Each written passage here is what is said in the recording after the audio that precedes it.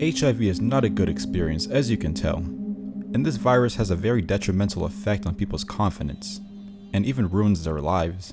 But there are people that don't care that they're spreading it, and don't tell anybody that they have it, and one of these things is Cleveland Brody.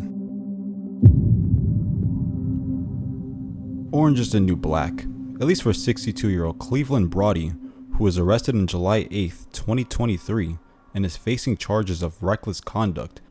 These charges carry a sentence of up to 5 years in prison per charge, after knowingly giving HIV to his own wife, Denise Brody, who was 65 years old when she died in April 2, 2022, from complications from not having it treated.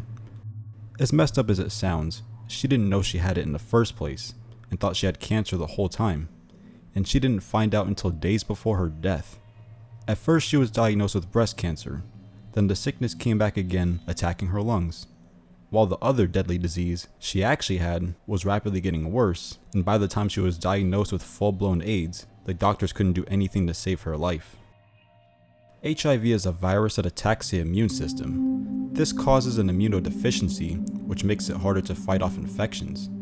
This can be treated with antiretroviral medication, which can cost a cheap $1,800 to $4,500 a month for one person. This man has had HIV since 2006 and has been taking medication for it since then, so he's been keeping this secret for quite the while. Denise is not the only woman he hasn't told. He kept this very damning secret from 2 other women that he slept with. Mind you, he slept with one of them as recently as mere months before he got arrested. Even after his wife passed away from his own actions, he still chose to put those other women's lives in danger. One of the women actually came out and admitted that she also received unprotected sex from Cleveland.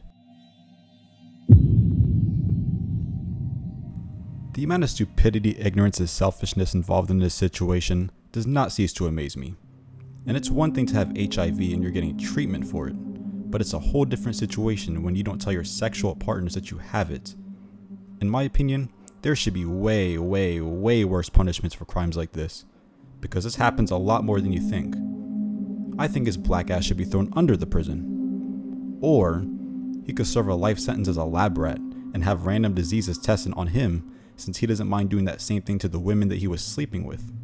But what do you think of this whole debauchery? Do you think the punishment for his actions are really enough? Let me know your opinions in the comment section below. Mr. Brody, you are charged at this time with the sole count of reckless conduct, HIV infected person. It is a felony charge. Would you like the court to read your warrant aloud? No, ma'am. The warrants read, "This was no accident, instead intentional." Detectives claim medical files reveal Brody knew of his status since 2006. The charging documents cite Brody did endanger by consciously disregarding a substantial and unjustifiable risk that his act or omission of not telling his wife his status resulted in her death. How long have you lived in Conyers? 10 years. Inside the courtroom on July 11th, Denise's entire family anxiously watched the bond hearing. I am going to deny bond, finding you a risk of flight. Outside the courtroom, they breathe a somber sigh of relief for a case that only came after the family's investigation led to Rockdale County Sheriff's Office doing its own. I do not think my mother was the first. As the hearing wrapped for one charge, prosecutors filed another. New warrants detail a second victim just accused the 61-year-old of not disclosing his status and having unprotected sex with her. What's more, the sheriff's office says investigators have reason to believe there are other victims.